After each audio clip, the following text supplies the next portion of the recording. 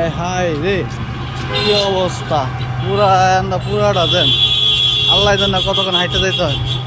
শান্তির মায়ে মইরা গেছে, অশান্তির মায়ে মরে নাই। দেশের মধ্যে মাত্র অশান্তি শুরু হইলো, আরো ওয়েট অ্যান্ড সি, আরো পাবলিক তোমরা অপেক্ষা করো, তোমাদের জন্য আরো কিছু আসতেছে। দেখুন, আসলে কি বলবো, যা না বললে না। এটার কি অবস্থা যে আমাদের শেখ হাসিনা সরকার পরিবর্তন হতে না হইতে দেশের মধ্যে যানজট, হইচই, লুটপাট সব শুরু হয়ে গেছে।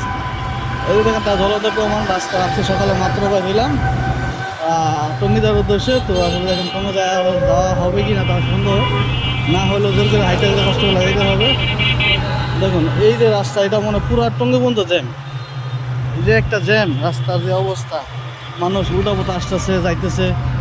আসলে কি বলবো এখন, আমাদের বলার কোনো ভাষা নাই। আমরা ভাষা হারাই ফেলাইছি।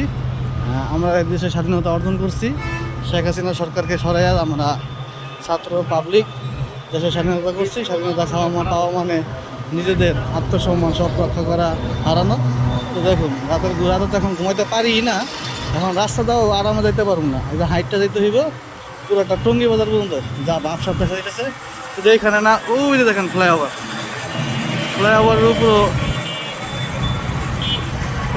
উপরও কত গাড়ি, ফ্লাইওভারের উপরও অনেক পরিমাণের গাড়ি আছে। কি বলবো রে ভাই, দেশে হুগা মারা খাও